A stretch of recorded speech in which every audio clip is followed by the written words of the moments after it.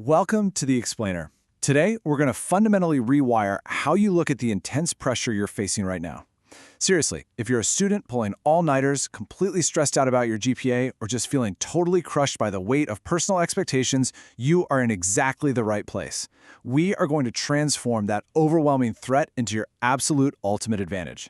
So if you feel like life kind of has you by the throat right now, take a deep breath. We're about to completely flip the script. Let's just jump right in and challenge your immediate reality. Look at the problem right in front of you. Is it an issue, or is it actually an opportunity? The failures and setbacks you're complaining about right now, maybe it was a terrible midterm grade, a brutal rejection from a program you desperately wanted, or even some deep personal turmoil. These might actually be the exact hidden opportunities you need to grow. I mean, what if this intense academic struggle is exactly what you need to build the unbreakable habits that will carry you through the rest of your life? Section 1. Setbacks are hidden opportunities. This is a massive shift, guys. We need to reframe every single trial in your life as a necessary chance to build your character. The season of intense pressure you've entered into, it didn't come to break you. It came to build you into the person you are destined to become. Every difficult exam, every lonely late night, it's a forge designed to strengthen your resolve. So to actually survive this adversity, you've got to adopt 3 practical mental habits to guard your mind when you feel completely overwhelmed. First up, you have to find the positive, bigger picture. That means actively seeing failure as a strict but necessary teacher rather than some kind of final verdict on your worth. Second, guard your gratitude. Remember that someone out there would gladly trade places with your worst day just to have the educational opportunities sitting right in front of you. And third, you must intentionally face discomfort every single day. Enthusiastically do the things you hate doing, like waking up early to hit the books or the gym, just to build up your mental armor. And these habits, they build right into a really simple step-by-step method for converting a negative event, say bombing a major test, into immediate disciplined action. Step 1 is shifting your perspective. This failing grade isn't a dead end. It's simply a spotlight shining directly on the gaps in your knowledge, giving you total awareness of what you need to fix. Step 2 is remembering your core why, pulling up your absolute deepest reason for being in school in the first place.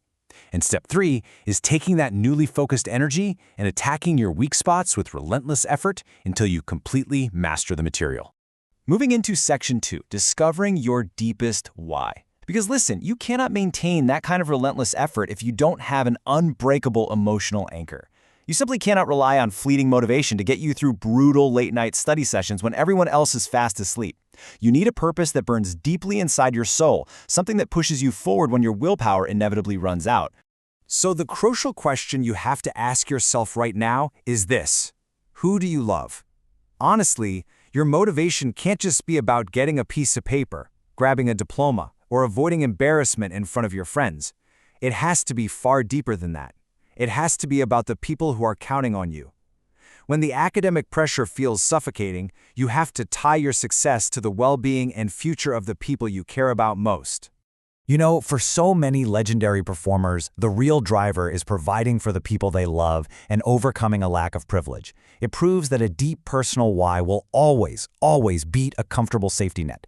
If you don't have a backup plan, if you don't come from a background with a massive trust fund, then passing that exam or getting that degree isn't just about personal pride. It's about changing your family's entire trajectory. That profound responsibility is the ultimate fuel for success. All right, Section 3, the high performer mindset. Once you've got that deepest why locked in, you have to completely upgrade your mental operating system to handle the pressure. You have to stop viewing the hard academic road as a punishment and start viewing it as an absolute prerequisite for greatness.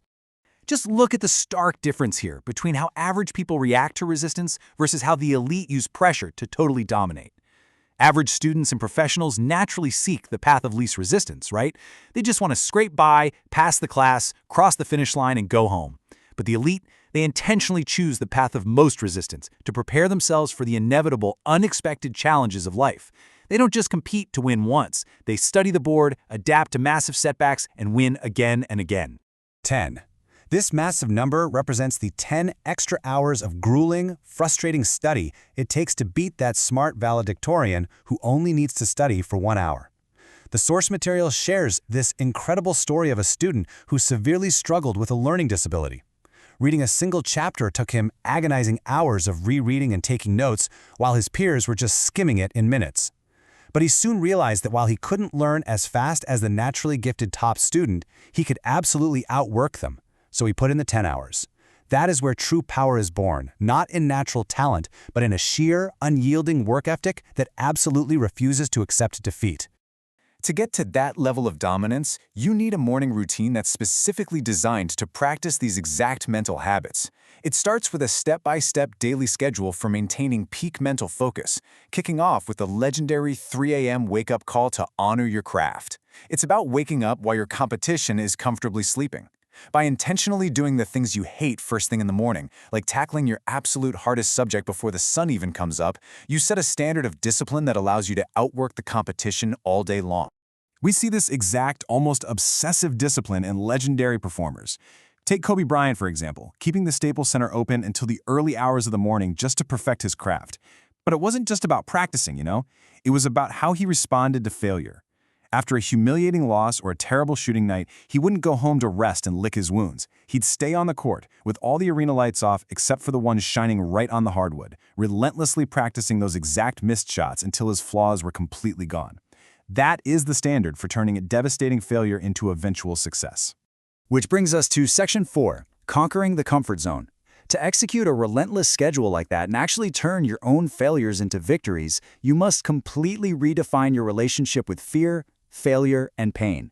You simply cannot build a bulletproof mind while hiding in a place that makes you feel warm, comfortable, and safe. Because true confidence isn't found in some happy, safe space. It's forged in the discomfort zone. This is the mental space where true confidence is built by repeatedly facing your absolute deepest fears and insecurities. It's built by sitting alone at a kitchen table, late at night, filling up 20 spiral notebooks just to overcome a severe learning disability when everyone else said you couldn't do it. Real confidence comes from looking at the massive textbook that terrifies you, acknowledging the past failure that haunts you, and sitting down to face it head-on until it no longer controls you.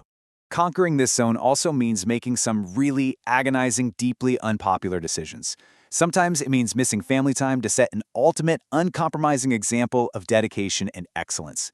The sources highlight this truly heartbreaking moment where a professional trainer had to leave his young daughter to travel for work, and she asked him, "Daddy, if I eat less, will you stay home more?" He had to keep packing his suitcase, literally swallowing that intense emotional pain. And he did it, not because he didn't love her, but because he had to show her what it actually takes to win, to provide, and to stand unapologetically by your craft in a world that demands excellence. Section 5. Awakening your inner warrior. When you finally commit to this demanding path of most resistance, navigating through the heartbreak and the sheer exhaustion, you awaken a reserve of energy you didn't even know existed. You start to realize that your mind doesn't actually have a cap. We only cap ourselves. Think of the number 14, specifically round 14 of the movie Rocky. After getting completely destroyed and battered by Apollo Creed, Rocky violently drags himself back up off the mat, proving that mental toughness is lived every single day. That 2-minute and 13-second movie clip is a perfect, visceral metaphor for the intense academic and life struggles you're facing right now. It is never about avoiding getting knocked down by a terrible semester or a personal crisis. It's entirely about possessing the sheer, unbreakable will to stand back up on your feet. Or think about Muhammad Ali in Zaire, pushed to his absolute physical limit by a younger, stronger George Foreman. Ali was backed against the ropes, taking brutal body blows, completely counted out by the world and seemingly on the brink of a devastating defeat. Yet he dug deep to find that inner warrior. He refused to lose his belt, taking the absolute worst Foreman had to offer before turning the tide to claim an impossible victory. When the crowd thought he was completely finished, he told himself he had worked way too hard to lose the battle. You have to look in the mirror and tell yourself the exact same thing. You have come too far and sacrificed way too much to quit now. So when the pressure feels absolutely suffocating, you can use these specific techniques to keep rising and maintain persistent motivation. First, take a moment in the quiet to truly remember and measure how far you have traveled from where you started. Second, you must aggressively stop looking for comfort in your old insecurities and excuses. They don't serve you anymore. And third, pick your crown off the ground, dust it off, and put it right back on your head. Listen, we are all walking around with multi-million-dollar potential locked inside of our minds. But the ultimate question is, do you have the courage to face yourself and actually sign that check? The raw potential means absolutely nothing if you don't have the discipline to execute the boring, painful tasks when no one is watching. It means nothing if you won't wake up at 3 a.m. or open that textbook when your eyes are incredibly heavy. Are you willing to cash in on your own greatness? I want to leave you with this final thought. The crucible you're in right now, it isn't destroying you. It is actively forging your greatness. Your journey is yours alone. So leave the path of least resistance behind, embrace the fire of these challenges, outwork absolutely everyone in the room, and become the legend you were always meant to be. The fear, the academic pressure, those lonely late nights, it's all building you into an unstoppable force. Thank you for joining me for this explainer. Now the real question is, are you ready to step into the fire and get back to work?